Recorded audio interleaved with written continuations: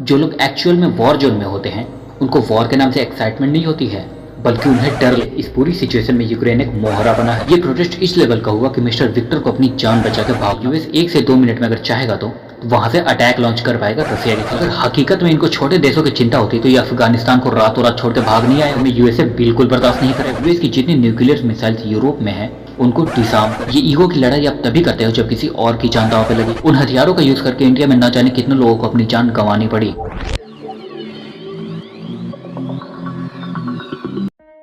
जय हिंद दोस्तों। देखिए, वॉर का नाम सुनकर न्यूज़ चैनल और लोगों में बहुत एक्साइटमेंट आ जाता है कि वॉर हो रही है। एक नया टॉपिक मिल जाता है डिस्कस करने के लिए।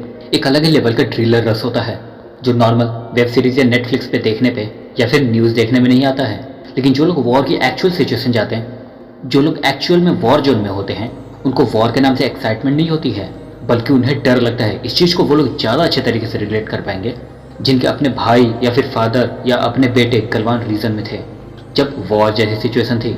देखिए, दुनिया की कोई भी कंट्री नहीं चाहती कि उसको कभी वॉर का मुंह देखना पड़े। इनफैक्ट रसिया जो इस समय अटैक कर रहा है उसको भी बहुत अच्छे तरीके से पता है कि वॉर से कंट्री अपने आप को रिस्क पे डाल देती है, भले ही वो कितने भी बड़ी सुपर पावर हो। तो फिर ऐसी क्या मजबूरी थी रसिया की कि उसे यूक्रेन के ऊपर अटैक करना पड़ा। ये आपने सुना होगा कि रसिया ने कुछ शर्तें रखी है। अगर वो शर्तें मान ली गई होती तो रशिया इंश्योर कर रहा था कि वो वॉर नहीं करेगा। अगर आप उन शर्तों को ध्यान से देखोगे तो उसमें वो यूएस से और नाटो से डिमांड कर रहा है, यूक्रेन से नहीं। तो फिर ऐसा क्या रीजन हुआ कि यूक्रेन के ऊपर हमला हो रहा है? देखिए, इस पूरी सिचुएशन में यूक्रेन एक मोहरा बना है। और वो मोहरा क्यों बना है इसके लिए हमें थोड़ा सा पीछे जाना पड़ेगा। एक टाइम था जब यूक्रेन रसिया का हिस्सा हुआ करता था। उस टाइम पर वो रसिया नहीं बल्कि यूएसएसआर हुआ करता था। 1991 में यूएसएसआर का डिवीज़न हुआ और जब उसका डिवीज़न हुआ तो कई छोटे छोटे बहुत सारे देश बने। उनमें से एक देश था यूक्रेन। यूक्रेन का सेपरेशन रसिया के लिए सबसे ज़्यादा पेनफुल था। और सेपरेशन भले ही हो गया हो लेकिन वो चलता रसिया के हिसाब से ही था। पुतिन हमेशा से कहते आए हैं कि यूक्रेन और रसिया अलग नहीं है, दोनों सेम हिस्ट्री और कल्चर शेयर करते आए हैं। इनफैक्ट 2021 में पुतिन ने एक नोट भी लिखा था जहाँ पे उन्होंने यूक्रेन और रसिया के रिलेशन के ऊपर काफ़ी कुछ लिखा था, जिसमें ये लिखा हुआ था कि कैसे वो दोनों सेम हिस्ट्री शेयर करते हैं। यूक्रेन और रसिया में ऐसे रिलेशन थे कि एनपीटी के तहत यूक्रेन 1996 में अपने सारे न्यूक्लियर्स बॉम्ब रसिया को देके आ गया था। आज अगर वो बॉम्ब होते तो सिनेरियो बिल्कुल अलग होता। यूक्रेन की जो आबादी है उसमें तकरीबन 30% लोग रसियन हैं, रसियन लैंग्वेज बोलते हैं, रसिया को सपोर्ट करते हैं। ईस्टर्न यूक्रेन वो पार्ट है जहाँ पे प्रो रसियन आबादी ज़्यादा है और ये रसिया के बॉर्डर से भी लगा हुआ है। जैसे जैसे आप ईस्टर्न यूक्रेन से वेस्टर्न यूक्रेन की तरफ जाएंगे तो वहाँ पे प्रो रसियन आबादी कम होती है और वेस्टर्न यूक्रेन साइड में जो यूक्रेन के नेटिव पॉपुलेशन मिलते हैं वो मेजोरिटी में रहती है। 2014 के पहले यूक्रेन और रसिया के रिलेशन काफ़ी अच्छे थे। वो इसलिए अच्छे थे क्योंकि यूक्रेन के अंदर जो सरकार थी वो रसिया के लिए कठपुतली सरकार थी। वो रसिया के हिसाब से चलती थी, सारी पॉलिसी रसिया के हिसाब से होती थी। यूएस और यूरोप में इतना दम नहीं था कि वो यूक्रेन को भगा दे। फिर 2014 के बाद ऐसा क्या हुआ कि रसिया यूक्रेन को अपने हिसाब से चला नहीं पाई और यूक्रेन यूएस और यूरोप के इन्फ्लुएंस में आ गया। यूक्रेन के अंदर दो ग्रुप हैं, एक जो रसियन बोलते हैं, ये लोग प्रो रसियन गवर्नमेंट को सपोर्ट करते हैं, और दूसरे तो नेटिव यूक्रेनियन है, इनका झुकाव यूरोपियन कंट्रीज़ की तरफ ज़्यादा रहता है। ये लोग बीच बीच में आवाज़ भी उठाते रहते हैं कि गवर्नमेंट प्रो रसिया है, इससे जो रसियन पॉपुलेशन है उसको ज़्यादा फायदा होता है। 2010 से 2014 तक जो यूक्रेन के प्रेसिडेंट थे वो मिस्टर विक्टर थे। इनको कहा जाता है कि ये प्रो रसिया थे। इनको यूरोपियन यूनियन की एक मीटिंग में बुलाया गया जहाँ इनको European free trade agreement offer हुआ, जिसको ये मना करके चले आए। इसके लिए यूक्रेन के अंदर इनके खिलाफ जम के प्रोटेस्ट हुए और ये जो प्रोटेस्ट थे वो नवंबर 2013 में शुरू हुए और फरवरी 2014 तक चले। ये प्रोटेस्ट इस लेवल का हुआ कि मिस्टर विक्टर को अपनी जान बचा के भागना पड़ा और बाद में इन्होंने रसिया के अंदर जाके शरण ली। अब इस इंसिडेंट के बाद आने वाले जितने भी प्रेसिडेंट थे वो समझ गए थे कि अगर रसिया की जी हजूरी ज़्यादा की तो खुद का पावर में रहना मुश्किल हो जाएगा। जैसे कि इंडिया में कोई सरकार आए और वो पाकिस्तान का महिमा मंडन करने लगे तो वो सरकार कितने दिन तक चलेगी। अब यहाँ से यूक्रेन के पास दो ऑप्शन था, एक तो ये कि वो जैसे पहले रसिया के परछाई में चल रहा था वैसे ही चलता रहे, और दूसरा ये कि अपने आप को यूरोपियन कंट्री के साथ इंक्लाइन करे। यूक्रेन की पॉलिटिकल पार्टी अच्छे तरीके से समझ पा रही थी कि उनकी देश की मेजोरिटी क्या चाहती है और 2014 के बाद धीरे धीरे रसिया के बजाय यूरोपियन कंट्रीज़ के साथ उनका झुकाव होने लगा। ये बात रसिया अच्छे तरीके से समझ पा रहा था और ये चीज़ उसे बिल्कुल भी अच्छी नहीं लग रही थी। रसिया नेचुरल गैस का बहुत बड़ा सप्लायर है यूरोप के अंदर। 30% नेचुरल गैस अकेले रसिया देता है यूरोप को। देखिए, जब नेचुरल गैस सप्लाई की जाती है तो वो पाइपलाइंस के थ्रू की जाती है और जिस कंट्री के थ्रू ये निकलती है उस कंट्री को उसका रेंट देना होता है। इन पाइपलाइन की जो इंपॉर्टेंट रूट्स है वो यूक्रेन से भी होकर गुजरती थी अब 2013 तक यूक्रेन रसिया के हिसाब से चलता था और उसके बाद से पर ईयर $33 बिलियन यूक्रेन ने रसिया से मांगना शुरू कर दिया। 2014 तक यूक्रेन रसिया का सबसे बड़ा इकोनॉमिक पार्टनर था, लेकिन 2014 के बाद सिचुएशन एकदम चेंज हो गई थी। रसिया चाहता था कि यूक्रेन यूरेशियन इकोनॉमिक यूनियन इसको ज्वाइन करे। ये एक फ्री ट्रेड एग्रीमेंट है, लेकिन यूक्रेन ने उसके लिए भी मना कर दिया। डे बाय डे यूक्रेन का यूरोपियन कंट्री के साथ जुड़ना रसिया के ऊपर काफ़ी भारी पड़ रहा था। लेकिन रियल प्रॉब्लम तब स्टार्ट हुई जब यूक्रेन ने सीरियस प्रॉब्लम दिखाया नेटो मेंबर बनने के लिए। देखिए, NATO North Atlantic Treaty Organization, जिसको 1949 में जब सेकेंड वर्ल्ड वॉर हुई थी तो उसके बाद बनाया गया था। ये एक अलग टॉपिक है, लेकिन फिलहाल के लिए आप इतना समझ लीजिए कि कई देशों ने मिलकर एक ट्रीटी साइन की और उसमें ये था कि अगर कोई नेटो के एक देश पे हमला करेगा तो वो सब पे हमला माना जाएगा और फिर सारे देश मिलकर उस पर अटैक करेंगे। और जो देश नेटो का मेंबर बनता है वहाँ पे कंबाइंड मिलिट्री टेस्ट होती है, मिसाइल्स इम्प्लांट किए जाते हैं, सिक्योरिटी मेंटेन की जाती है। लेकिन सबको पता है कि ये यूएस और यूरोपियन देश ने इसको यूएसएसआर को काउंटर करने के लिए बनाया था, ताकि यूएसएसआर छोटी छोटी कंट्रीज पे कब्जा ना कर ले। ये जब स्टार्ट हुआ था तो इसमें 11 कंट्रीज थी, लेकिन आज ऐड कर करके इसमें टोटल 30 मेंबर हैं। देखिए, जब तक वेस्ट यूरोप में नेटो अपने मेंबर्स बढ़ा रहा था तब तक रसिया चुप था, लेकिन रसिया को इस बात से दिक्कत होने लगी कि यूएस एक स्ट्रैटेजी की तरह धीरे धीरे ईस्टर्न यूरोपियन कंट्रीज को नेटो का मेंबर बना रहा है।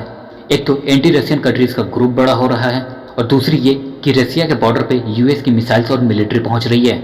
एस्टोनिया हो गया, लातविया हो गया, पोलैंड हो गया, ये रसिया के बॉर्डर के पास की कंट्रीज है। और यूक्रेन भी अगर मेंबर बन गया तो यूएस 1 से 2 मिनट में अगर चाहेगा तो वहां से अटैक लॉन्च कर पाएगा रसिया के खिलाफ। आपने नहीं देखा हो कि ये जाके नेपाल को नेटो का मेंबर बनाया हो। ये जो कंट्रीज रसिया के पास रहते हैं ये उनको अपना मेंबर बनाता है, भले ही वो कंट्री कितनी छोटी हो, वो भले ही नेटो के गाइडलाइन को फॉलो करती हो या ना करती हो। अब जैसे कि यूक्रेन है, यूक्रेन तो एलिजिबल भी नहीं है नेटो का मेंबर बनने के लिए। नेटो की गाइडलाइन ये कहती है कि बॉर्डर डिस्प्यूट नहीं होना चाहिए, लेकिन यूक्रेन को वो अपना मेंबर बनाने के लिए रेडी है। अब कुछ दिन पहले बाइडेन कह रहे थे कि हम ईस्टर्न यूरोप में फोर्सेस भेजेंगे ताकि रसिया छोटे छोटे देशों पर कब्जा ना कर ले, उनकी सिक्योरिटी के बारे में। अगर हकीकत में इनको छोटे देशों की चिंता होती तो ये अफगानिस्तान को रातों रात छोड़ के भाग नहीं आए होते। अब आप ये सोच रहे होंगे कि इनके बॉर्डर के पास मिलिट्री बेस बन गया तो कौन सा इतना बड़ा इशू हो गया कि वॉर होने लगी। देखिए, जियो पॉलिटिक्स में एक बहुत बड़ा फैक्टर होती है।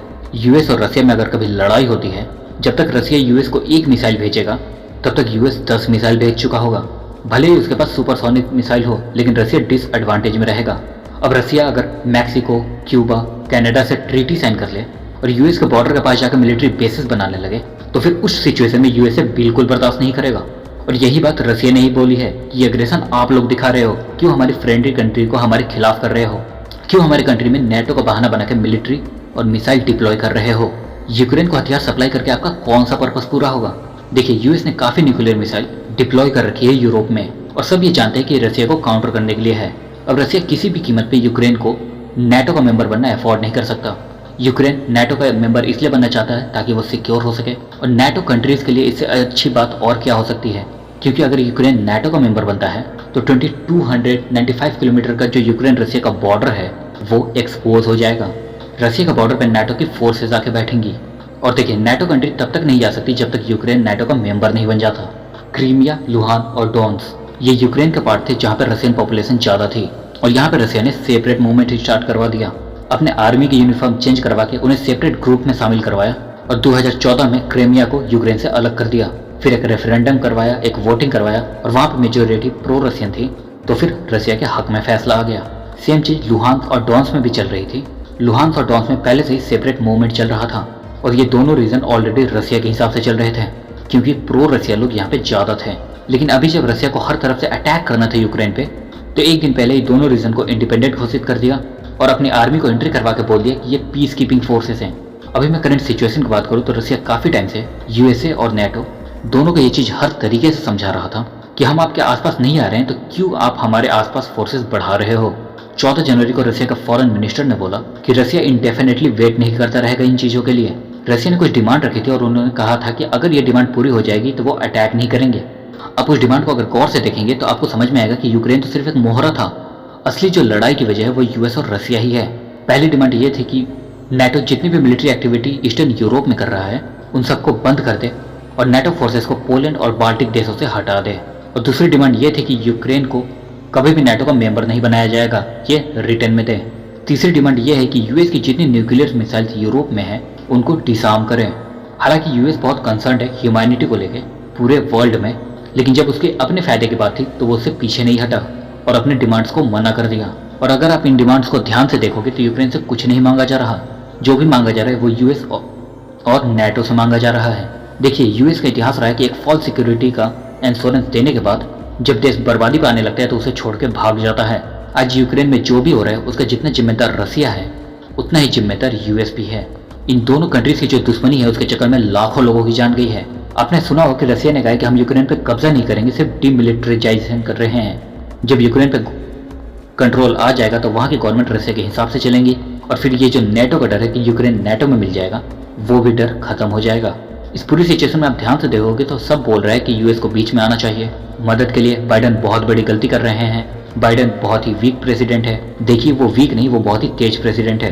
वो बिना गोली चलाए इतना नुकसान कर सकते हैं रसिया का, उसकी जो फ्रेंडली कंट्री है उसमें वॉर करवा सकते हैं, तो फिर वो क्यों बीच में आएंगे। भले ही रसिया बहुत बड़ी सुपर पावर है, लेकिन यूक्रेन के लोग इतनी आसानी से हार मानेंगे नहीं। उन्होंने कहा भी है कि हम पीछे नहीं हटेंगे, ना ही भागेंगे। इसमें रसिया का भी बहुत बड़ा नुकसान होगा। दूसरी चीज कि यूएस पूरी वर्ल्ड की कंट्रीज को लेकर सैंक्शन लगवा रहा है। यूक्रेन के फॉरेन मिनिस्टर लगातार ट्वीट कर रहे हैं कि स्वीट पैन लगाइए, आप कम से कम इतना तो करिए। लेकिन स्वीट पैन पे भी इन्होंने लोगों ने चुप्पी साध रखी है। जितना अवॉइड हो सकेगा उतना अवॉइड करेंगे, क्योंकि 30% नेचुरल गैसेज रसिया से आती है और स्विफ्ट बैन अगर लग जाएगा तो उसको बहुत बड़ा झटका लगेगा। लोगों को रसिया के साथ साथ यूएस से भी पूछना चाहिए कि जब आपको मालूम था कि रसिया इतना एग्रेसिव है तो क्यों आप उसका एग्रेशन टेस्ट कर रहे थे। ये ह्यूमैनिटी का पार्ट जो आप वर्ल्ड को पढ़ा रहे हो, उस ह्यूमैनिटी के लिए कुछ लॉसेस आप भी उठा लेते हैं तो फिर जो लोग हैं वो अपने परिवार वालों का मरता हुआ नहीं देखते। अगर आपके परिवार के कोई लोग होते तो आप ईगो को अपने साइड में रखते और सिर्फ बातचीत से इसका हल निकालते, तब आपका ईगो सामने नहीं आता। ये ईगो की लड़ाई आप तभी करते हो जब किसी और की जान दांव पे लगी हो। यूएस इंडिया के ऊपर कॉन्टिन्यूसली प्रेशर बना रहा है कि रसिया के खिलाफ बयान दो, लेकिन इंडिया बहुत बड़ी कंट्री है, वो यूएस के हिसाब से चल के अपना नुकसान कराने वाला नहीं है। आप ये देख लेना कि इंडिया रसिया के खिलाफ नहीं जाएगा। थोड़े बहुत बयान आते रहेंगे कि वॉयलेंस नहीं होना चाहिए, शांति से इसका सॉल्यूशन निकलना चाहिए, लेकिन रसिया जो कर रहा है उसको क्रिटिसाइज नहीं करेगा। वो रसिया को इस टाइम पे क्रिटिसाइज नहीं करना है, उसका सपोर्ट करना है। जियो पॉलिटिक्स में इमोशन से काम नहीं चलता है। यूक्रेन के लीडर्स ने दूसरे कंट्रीज के चढ़ाने में आके अपनी कंट्री का मासूम लोगों को मुसीबत में डाल दिया है। वो चीज इंडिया नहीं कर सकता, और इंडिया अगर रसिया के खिलाफ चला भी जाएगा उससे वॉर नहीं रुकेगी। सिर्फ एक ही चीज होगी कि रसिया, चाइना और पाकिस्तान करीब आएंगे। इंडिया को भी जरूरत थी यूक्रेन की न्यूक्लियर टेस्टिंग के टाइम पे, कश्मीर के टाइम पे, यूएनओ सिक्योरिटी काउंसिल में परमानेंट सीट के टाइम पे, पाकिस्तान को हथियार सप्लाई करने के टाइम पे। उन हथियारों का यूज करके इंडिया में न जाने कितने लोगों को अपनी जान गंवानी पड़ी। इन सब मौकों पे यूक्रेन इंडिया के ऑपोजिट खड़ा था, और इसमें उनकी भी कोई गलती नहीं है। हो सकता है उनकी भी कोई मजबूरियां रही होंगी, और इस पर्टिकुलर टाइम पे इंडिया की भी मजबूरी है। कंट्रियों को अपनी लड़ाई खुद लड़नी है। जो ताकतवर होगा वो कमजोरों को चुप कराएगा। अभी यूक्रेन के साथ हुआ है, आगे ताइवान के साथ भी होगा। कोई बचाने नहीं आएगा, सब तमाशा देखेंगे। ये वॉर खत्म होगा और लीडर फिर से अपना हाथ मिला लेंगे, लेकिन जिनके परिवार के लोग चले गए वो वापस नहीं आएंगे। तो आई थिंक आपको ये वीडियो नॉलेजेबल लगा हो। तो मिलेंगे अगले इंटरेस्टिंग और नॉलेजेबल वीडियो के साथ। तब तक के लिए जय हिंद।